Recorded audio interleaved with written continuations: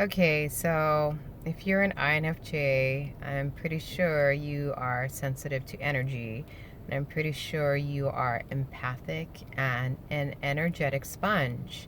I tell people, like, a lot of the times, like, sometimes I can, like, hear people's thoughts or feel people's emotions, and no words need to be spoken. And sometimes I struggle between setting boundaries, energetic boundaries, between myself and others, but I'm getting better at it. I feel like the more aware I become of the dynamics, the easier it gets to apply healthy boundaries. So I think we are empathic or energetic sponges because it allows us to, I guess, deeply understand the other individuals in our area. Sometimes it's not even within our direct area, it could be like across an ocean on a different continent. Just depends on what you're tuned into and who you're turned into, because we're all connected through energetic cords. Um, and we're constantly exchanging energy, through our interactions, whether it be physically, mentally, emotionally, spiritually. But I think that's why, to some degree, it's easier. I'm not saying it's the easiest, but it's easier for us to practice compassion and understanding and unconditional love because we can literally walk in someone else's shoes. The problem incurs when, we actually act out upon somebody else's energetic imprint or signature, you know what I mean? Instead of just kind of like standing back, experiencing it from an objective standpoint, and then continuing on in a grounded and peaceful way. I think we have a tendency to adopt other people's energetic imprints or signatures and react. So if you encounter someone who's super angry or super hateful, instead of just understanding and feeling and seeing them, we start kind of taking on their attributes and acting out upon them. Yeah, no. That just creates more dysfunction and disease for you, you know?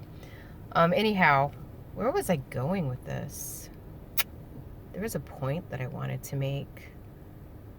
Um, yeah, so we're empathic, we're energetic sponges. Um, Shucks, so seriously, I totally lost my train of thought because I was just rambling on and on. This happens often. I'm going to like think on it for a little bit. I'm still thinking on it. But anyhow, because we have this beautiful gift and this beautiful tool that helps us to understand others on deeper levels of being, that's great. But I feel like, because, like, for instance, if we encounter someone who's in pain or misery or feeling disease, we have a tendency to become caretakers, because it makes us feel uncomfortable knowing that they're uncomfortable. But to be honest, like, it's actually detrimental to you and the other person when you try to fix or uplift the situation. You know what I mean? Sometimes you just gotta let people be, and they need to like work things out on their own. But all of that aside, now if you're aware that you're an energetic sponge, you have a tendency to adopt other people's energetic imprints or signatures. I guess the next step is to realize that you shouldn't react to it. You should just see it as it is, and keep on grounding yourself from a place of like peacefulness and compassion, and then you can set the tone in your environment. So setting the tone, I don't think you do it by blindly being optimistic, but at the same time you don't want to be pessimistic either by being it's strange. It's like a recipe. You need like an equal amount of optimism, um, and realism and idealism. In order to kind of like alter the tone of your experience and the experience of the people inside of your experience. Am I making sense? I don't know. No, but I've noticed that. So, like, if I let other people's energy affect me, then it's almost like I am an amplifier to their emotions. Like, I will actually amplify, like, if somebody's feeling anger, if I don't know how to set healthy boundaries and stay grounded and peaceful in myself, I will amplify that negative energy. If I am around somebody who is joyful, I will amplify their joy. But the thing is, that's the thing. You're taking on somebody else's energetic imprint instead of just kind of like standing firm in your own energetic signature. And when you do, you actually have the ability to alter the atmosphere and the experience and the energies around you. It's a type of power, to be honest. And power has like a negative connotation, but it doesn't have to.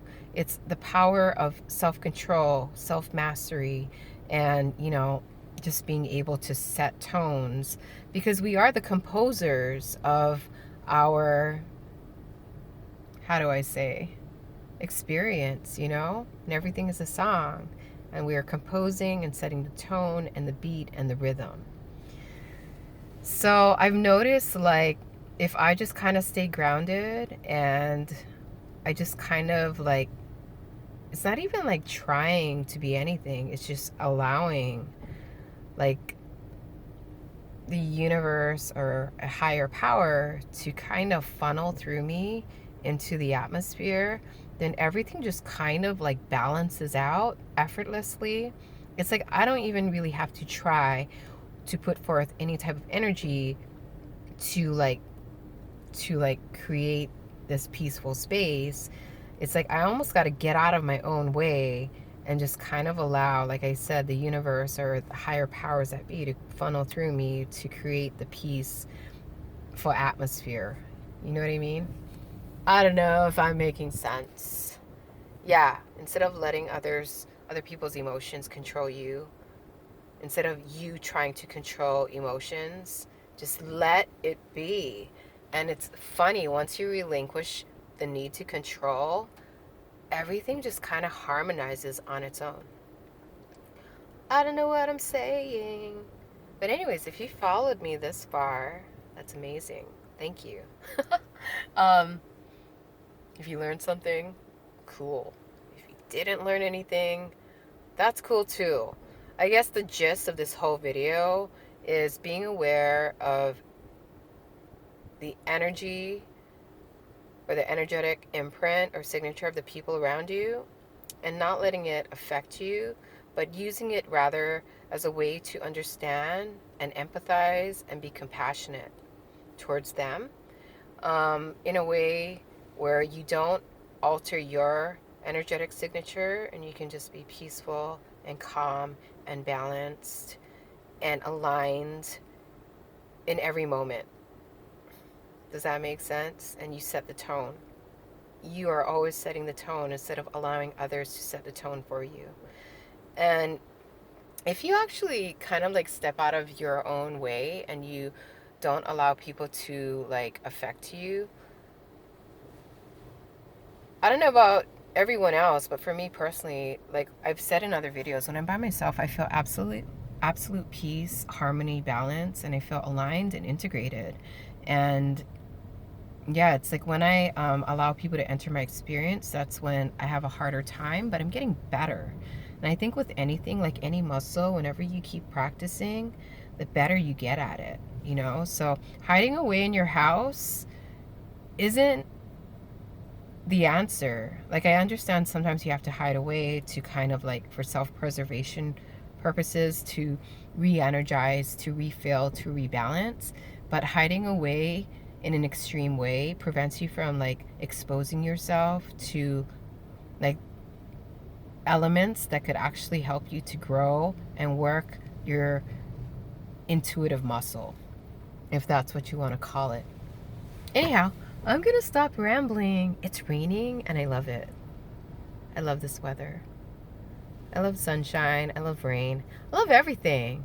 Like, why limit yourself to loving just a few things? Just love everything, and then everything becomes your friend. Anyhow, I'm gonna end it. Seriously. Blessings to one and all. Amen.